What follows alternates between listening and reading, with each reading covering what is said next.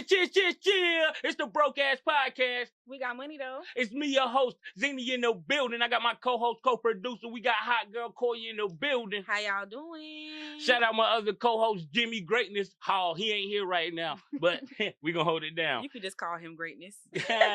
Right. And you gotta throw in 2 more ad-libs with Jimmy.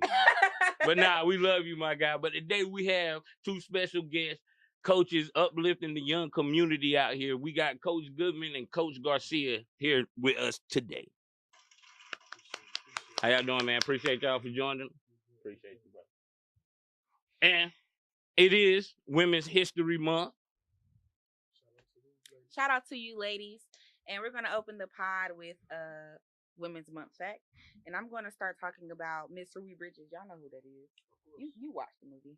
Of course, she's known for being the first Black person to integrate schools, and she did that when she was 6 years old.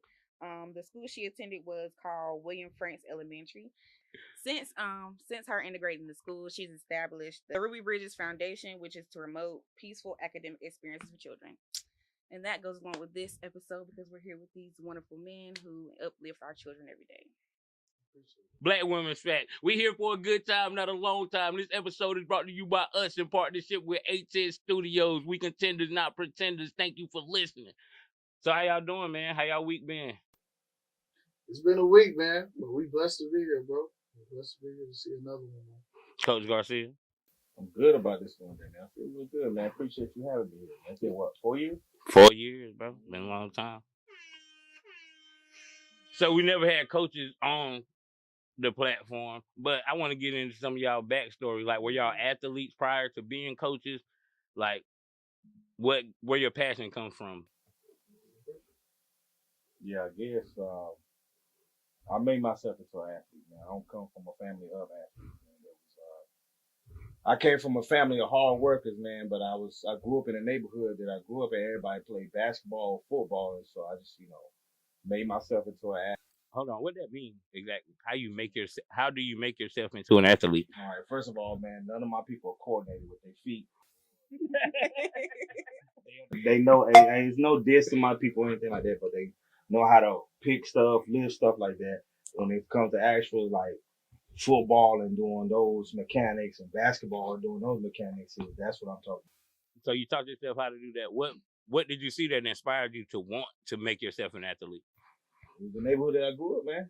So the neighborhood that I grew up, man, you learn how to play, or you just was one of those ones that sat there and watched somebody else play. So as you grew up, what sport became your thing? Football was my first, and then later on in life, when I knew I couldn't go to the next level, I tried basketball, and then I played junior college ball. So I mean, shout out to Bobby. Shout out to Bobby Fisher, man. He actually put some work in with me, man, to teach me like the game. Like he taught me the difference between somebody who plays ball and then there's a ball player. And then I was going around, all the spots around here in Sanford County up into Wilmington, man, just playing ball. Never got picked because they always looked at me and they said, I got Migo, but I was the last one to be picked. But then when I went in there and showcased my talent, it was like, yo, I got Migo. Yeah. So was that difficult though? Because most basketball players or football players are predominantly Black. So you think you had a harder time being that you was from the Hispanic Migo background, as you said? I mean, you got to think about it. At the time that I grew up, man, there wasn't nobody like me. So how did you stand out? Because he was like him. I'm saying, but even though he was like him, it was other people that probably wanted to play ball like him too. But what made him stand out from the others? Can I answer this question? Because I am a person who actually picked him to play on my team. Did you pick him last? I picked him last. I had to pick because he was the most familiar. I know him, and I know how he gets down, bro. Hard work will oversee talent more times than you would believe, man. When I say a dude, that's a dog. Like, we even balled. Even in our upper age that we're in now, we balled, and it was still the same way when he was a young boy. So when did you meet him? We met without even knowing. Now, we went to school together and didn't even know, because remember, Midway, school used to be kindergarten through 8th grade at the elementary school. Oh, I didn't know that. Nah, I didn't know that. Nah, it was kindergarten through 8th grade. We went to the same school. It was just I was a little young rugrat. He was a dog that was on the team. Oh, okay. And then we met later on in life when we started holding a lot of open gyms at Midway. Shout out to Tater and Dale and all them boys. Yeah. We used to get it in at least once or twice a week, and Ho would show up at almost every open gym. And we just get busy. Word. Like, you're not going to find somebody who willingly wants to play defense on pickup. Okay, Jose. Hey, bro, I known Goodman for a minute, right? Yeah. I never seen him play ball or play any kind of sport. He's claimed he's nice, bro. How nice is Goodman at ball, bro? Because I think he doesn't like me one of them big guys that think he move his weight around. This man, he's got everything that you can ever want in a player, man. He encompasses, he can shoot, he's left-handed, he can pass, and he can also give you that talking that junk, man. You know, because he and I have done it towards each other, man. You know, it's just pulling, like you said, man, just pulling the dog out of somebody, man. And he's testing you. He's like G-checking you. So, all right, cool. You know what I'm saying? This ain't nothing new to me, man. You know, growing up, I was always the odd man out. So when you over there talking this, I was like, all right, I'm going to bring you back too. So it was just friendly competition. A lot of people who will see it on the outside will be like, so they're about to fight. They're about to fight. We pushing each other to work harder, push each other to be better. I won't always as big neither, man. Oh, my weight, bad, man. bro. Okay. This is daddy weight. My bad, bro. I ain't mean. I want to do it like that. So you went to junior college. What happened after that? After I left Samson to go, I tried out for the basketball team at Pembroke. Mm-hmm. Now at that time I had long hair and I had braids, so I went out there with my homeboy Corey Butler. Went out to an open run over there at Pembroke, and we showcased our talents out there. And they were like, "Yo, man, the coach wants you and stuff like that, but you gonna have to cut your hair." And at that time, I was like, "Nah," because I was so like, "Nah, man, this is me." You taking that identity away from me, man, and then being that young, man, you really don't think like hey, man, what's hair? I'm about to say, so you think it was a mistake looking back? Now that I think about it, yeah, because I could have put that on my resume and say I played at this level right here. So yeah, it was a mistake, but like you said on the previous conversation, man, everything happened. Everything happens for a reason. That's the creed I live by, good or bad. So, what was your childhood like? Like, because you a coach, we're gonna get to that, but I want to go into the mind of you, both of y'all. Like, what was your childhood like? Was you supported? Because you say you had to make yourself an athlete. So were you supported by your family? Did you not have no support? Like, you got to think about it like this, man. I always had support from my family because they always taught me great values. Like, you got to work. You got to think about it. My parents came from a foreign country. When they came over here and they settled in Texas, my mom was working as, she was cleaning up houses. And then my dad was working in construction. They were both under the age of 18. My dad was like 17. My mom was like 14. So they've always had that hard work ethic, and they couldn't teach me anything else. You know, they don't know the language. They're just coming in here. They just know work. When they came over here to North Carolina, that was a whole nother different thing. You know, now it's kind of like, now it's pushing me to say, hey, listen, at that time, not only just a high school diploma was making it big, but also going to college. You know, that was never my intention was ever to go to college, man.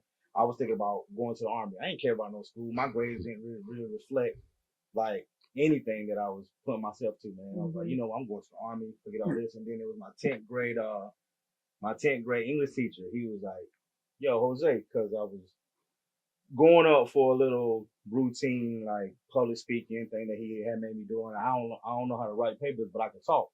And he told me one thing. Now I told you this, the type of neighborhood that I grew up at, my vocabulary was limited. So when he said, hey, where's your paper at? I was like, I ain't writing. So he was like, you just came off the top of your head and did it? I was like, yeah, man, it's easy for me. And he was like, man, you got a gift of gab. He was like, oh, what you trying to say, man? Yeah. What you saying? What you saying? Yeah, what does that mean? So of course I took that and he was like, no, it's not that. He's like, you ever thought about going to college? And he was an alumni from Chapel Hill. So that's what kind of shout out UNC. Yeah. Go Tar Heels. So yeah. But go ahead, my bad, bro. I had it. So just with that, man, that work ethic and just going in there and laying down the foundation, man, not knowing what I was getting myself into, going into college, going to the University of Pembroke, graduating from there, man. I was able to lay a foundation for my younger sister who went to UNCW. Then my brother, he proceeded. And then my youngest brother, he's out there at Chapel Hill too.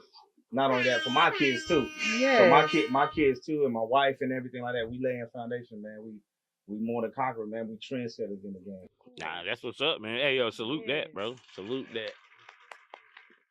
So, go ahead. No, you go ahead. So the things you learned in your childhood, how do you incorporate that into how you coach your players now? This is the both of you. I like that question. He can definitely get that because I go based on he and I share the same ideology. All right, so I gotta preface it a little bit, right? When I was in school, I had to sneak to play sports. I was raised Jehovah's Witness, and okay.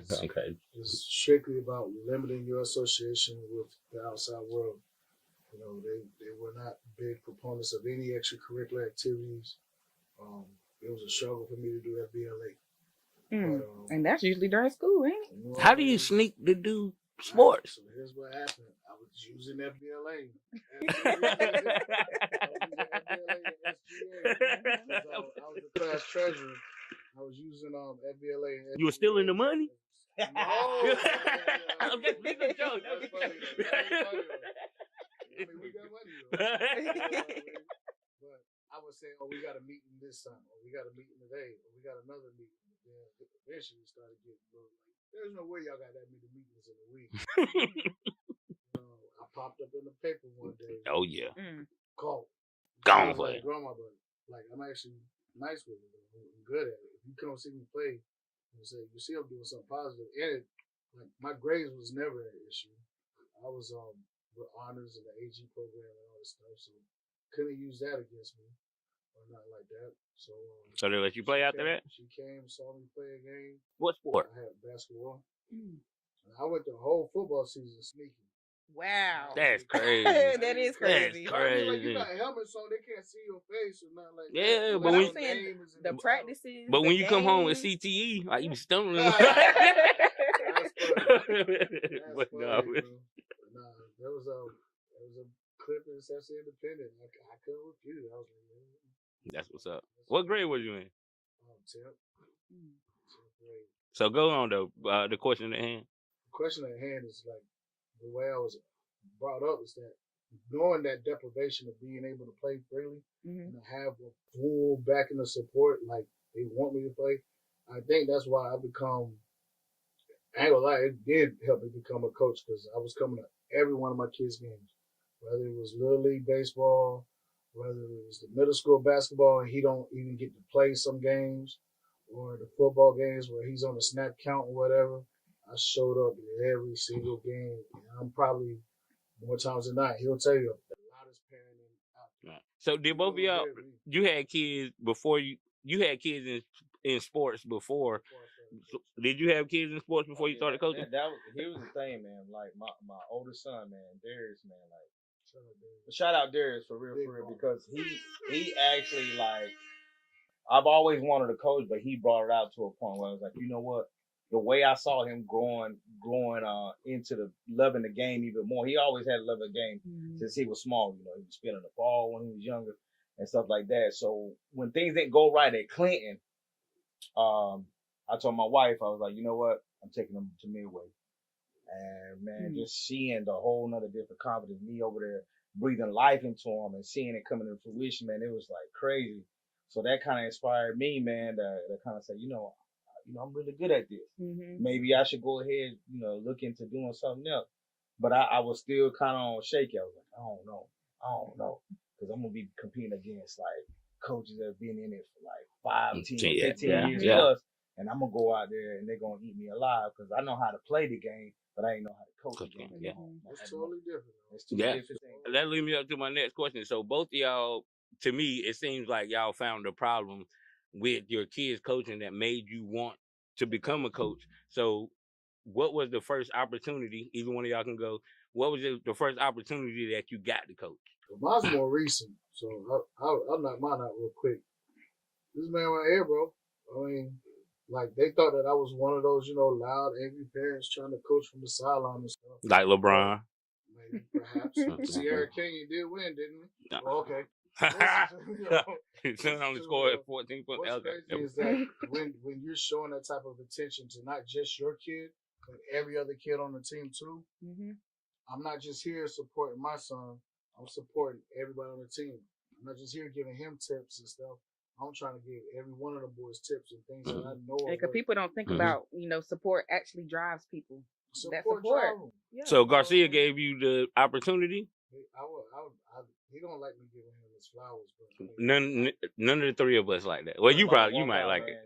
I think you like getting flowers. But no, he asked me to come along on his staff last year, and as what? He was told to me as an assistant coach, and it was broken down to me that it was pure volunteer. There would be no compensation or whatever. What sport?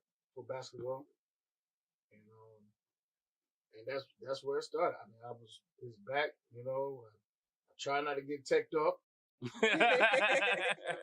Ejected or no mess like that, Okay. So how long you been coaching? He said, I follow what he said. So how long you been coaching? Me? Yeah. Now I did like rec and stuff prior, that. But on this steady career, because like you on a path to greatness right now. This is my second. Shout out Jimmy. Second full year. This is my first full year. This year I've coached all 3 seasons. And you do multiple sports too. We have to let them. All 3 seasons. You did football, head coach JV, and then I'm head coach in the spring track too right now. That's a fact. You know what I'm saying? Shout that out. 2 coaches that even do that at our school. So, and you put in that work, and you still have a family. I'm gonna stop right there because I want to get to your opportunity. Since you gave him the opportunity, when was your first opportunity to be a coach? Well, it all started again. My oldest man, Darius, man, he got on a travel ball team, and Coach Sean, man, I can't remember the team, but it was based out of Harnett County, man. He kind of put me on his staff, right? So it kind of gave me that, okay, well, let's see what it's gonna look like. What can I provide? What can I do? But my real first shot was when I played junior college ball. My head coach ended up being the head coach for Lakewood, and all of a sudden I get a call. He's like, "Hey, yo, you want to help me out with basketball?" I was like, "Yeah, man, I'll help you. I'll be assistant coach."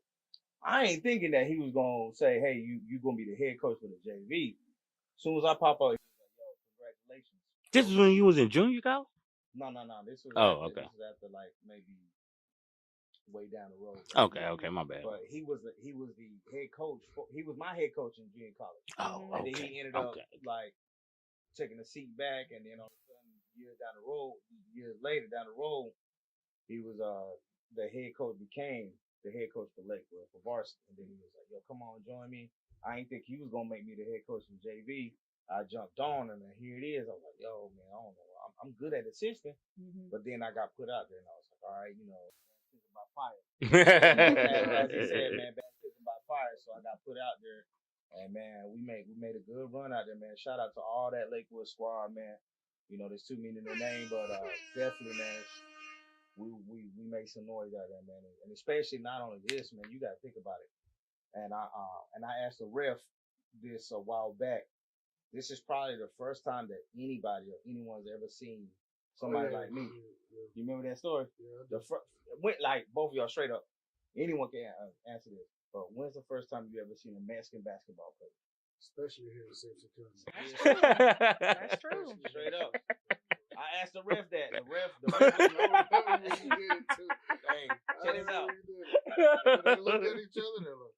I'm trying to think. You have it. They looked at each other. They were like.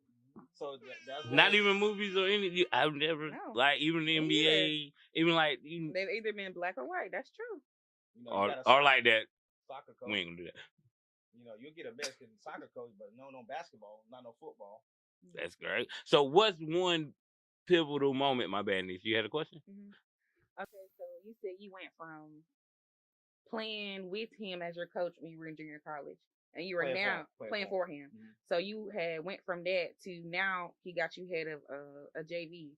How did it go from you being a player to you being a coach? What was that switch like in your mind? That girl on fire. Yeah, that's a great question. But Anthony, I don't know how you practice how you play. So therefore, when you play, you practice. That's how I practice. Hold up, say that again. Right. Hold on, say it. Somebody. No. That's what I said. Well, you said somebody said because I like the way that sounds. Yeah. You practice the way that you play, so when you play, it feels like practice. So that's how I carry that. You stole that or you made it up yourself? Tell the truth. It was fire. Shout out Deion Sanders.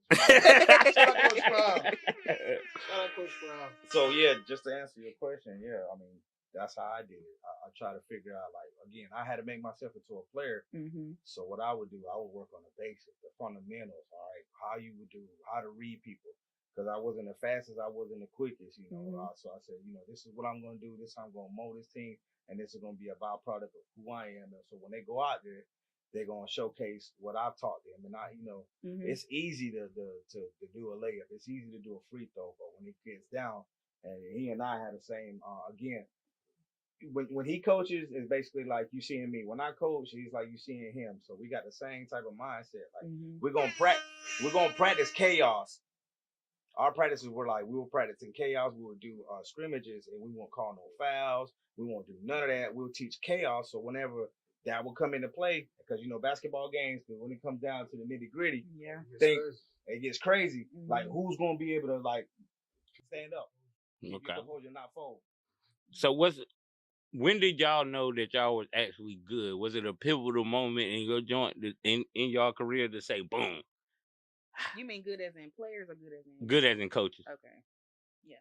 If they was good as players, they wouldn't be coaches. That was 8. That was 8. Ain't nobody catch it, but it was 8. Run that back. It was.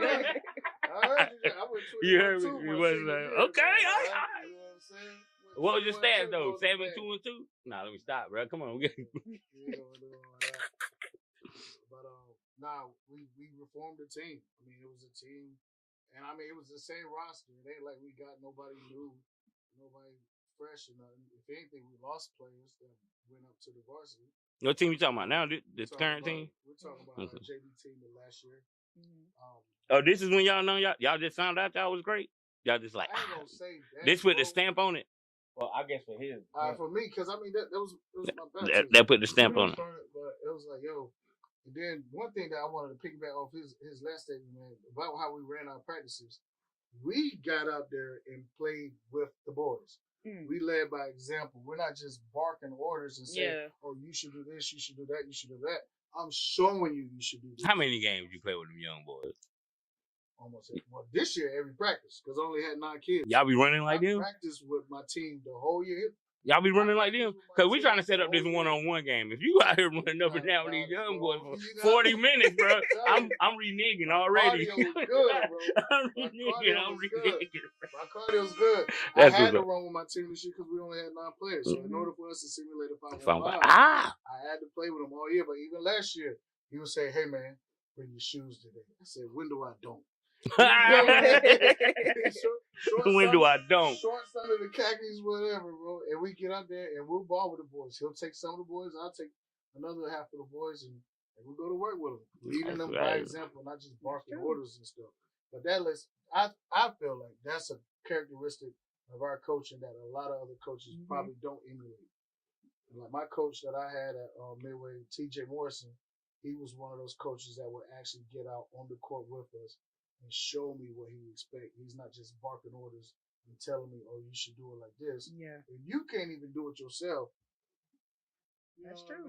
A lot of people learn. I mean, come on though. You can't be that harsh because Phil Jackson could never do what Michael Jordan did. But Phil was a professional player. I mean, like he knew something of the game. Yeah. But if you're just saying, "Oh, I'm a great basketball mind," because you watch the game a lot, like, bro, but you can actually do these things that you expect. It sounds like you're shooting at people.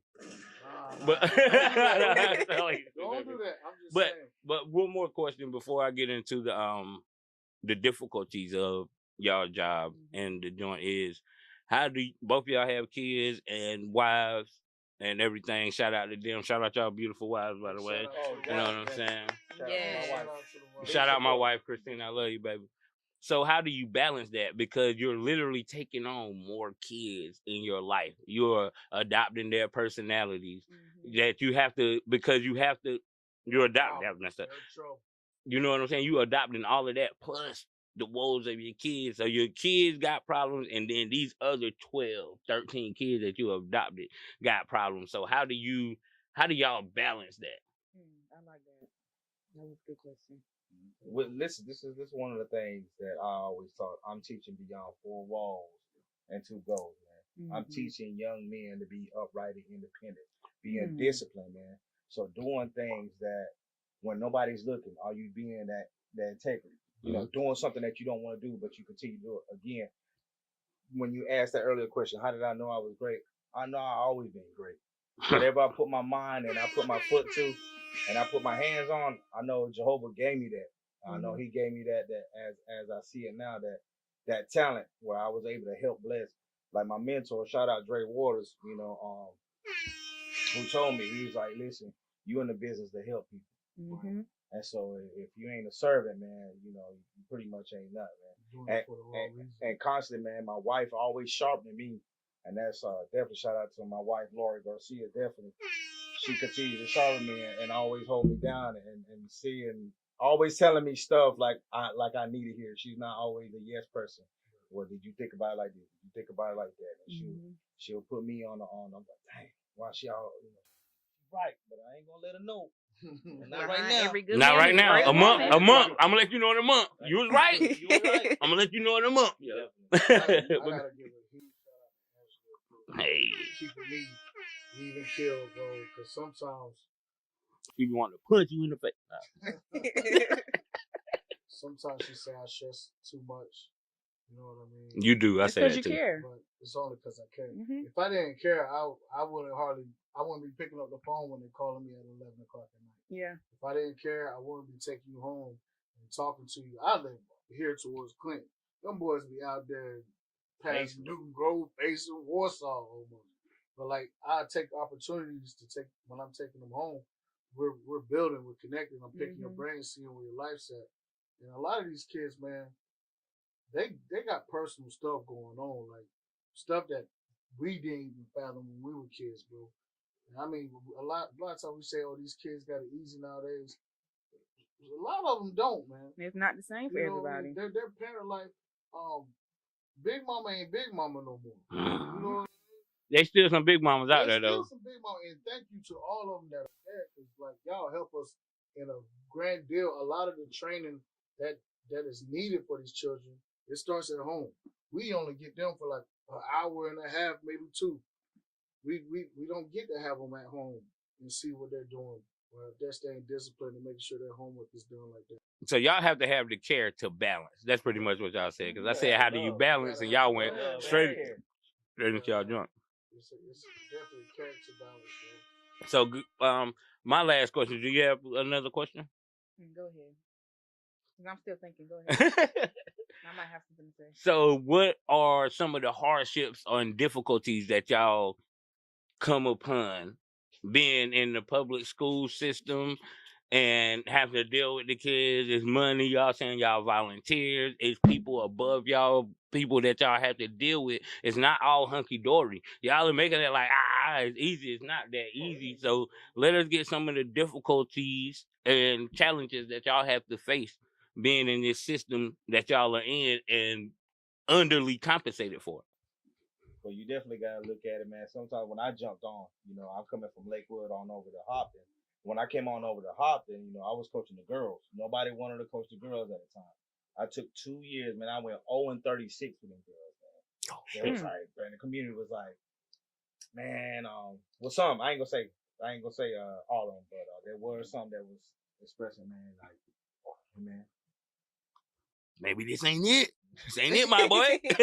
Well, they weren't saying that. It was like, hey, man, they're used to losing, man. You know, you don't really got to put too much into them, man. Just take it. Oh, my God. So I would never do that, man. And my wife in the test, you know, I would go home. She already knew based on how my body posture was, me coming in. I was like, I don't know, you know, maybe they're right. I fed into it, but she was like, no.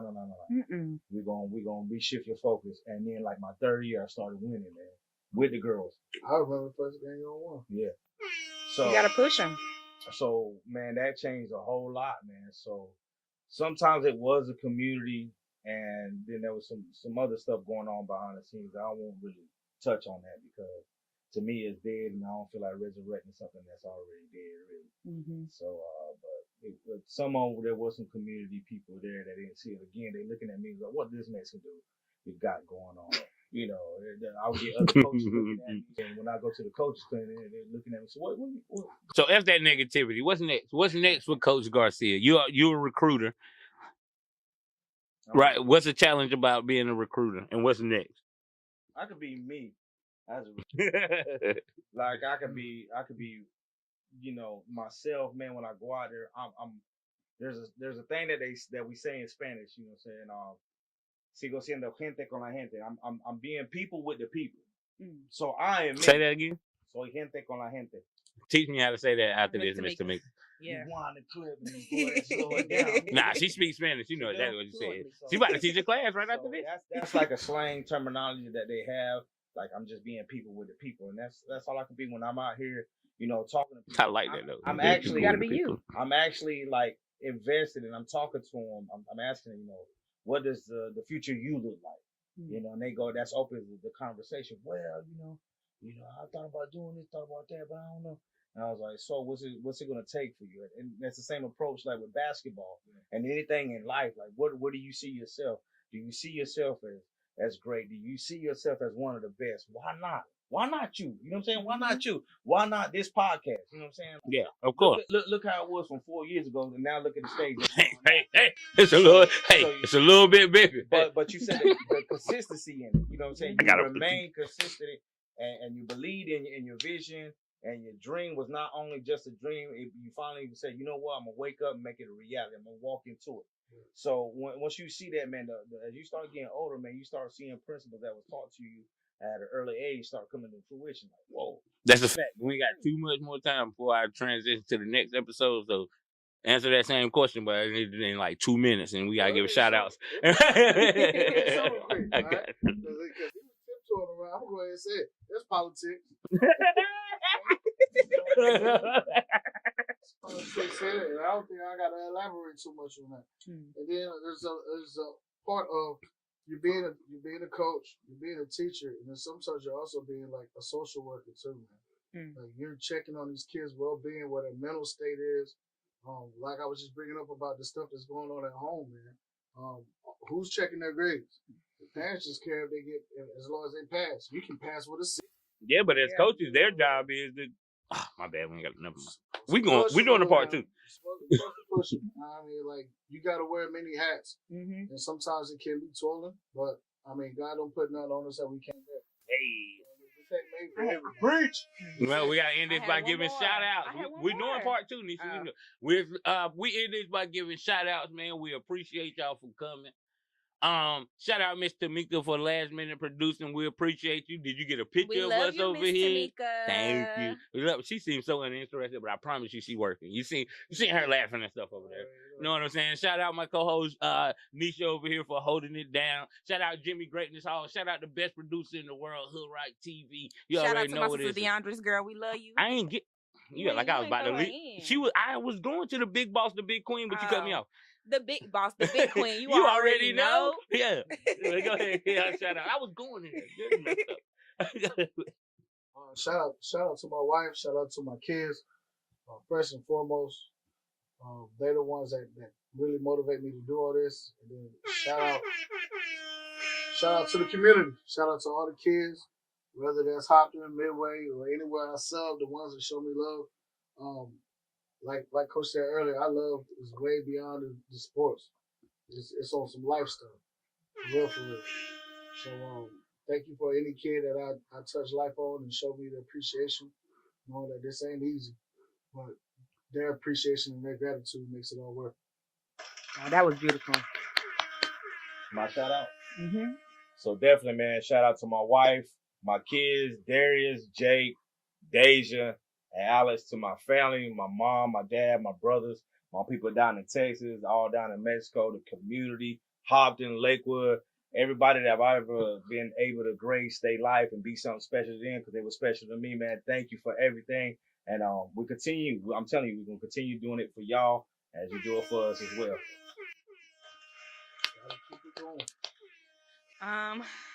Shout out to Big Prince. Shout out to my mom. Shout out to Prince. I miss you. I miss you. Shout out to the BAP fam, the BAP fans. You know, we love y'all and thank you for supporting us. You know, I'm about to go see Prince. We about to go see Prince, bro. That's my guy. Oh, and we ain't playing with you. We out. I really ain't tripping like.